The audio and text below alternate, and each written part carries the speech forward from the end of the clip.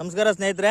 ಹಾಗೆ ಅದೇ ರೀತಿ ಸ್ಟಿಮ್ ರಿಚ್ನ ಬೀಜೋಪಚಾರಕ್ಕೆ ಬಳಸಿ ಒಂದು ಟೈಮ್ ಸ್ಪ್ರೇನ ಕೊಟ್ಟು ಇವತ್ತಿನ ದಿವಸ ಸೋಯಾಬೀನ್ ಬೆಳೆಯಲ್ಲಿ ಅತ್ಯದ್ಭುತ ರಿಸಲ್ಟನ್ನು ತೆಗೆದುಕೊಂಡಿರ್ತಕ್ಕಂಥ ನಮ್ಮ ಇಟಗಿ ಭಾಗದ ಎಲ್ಲರಿಗೂ ಚಿರಪರಿಚಿತ ಆಗಿರ್ತಕ್ಕಂಥ ವಿಜಯಣ್ಣವರು ಕೂಡ ಇವತ್ತು ನಮ್ಮ ಜೊತೆಗೆ ಇದ್ದಾರೆ.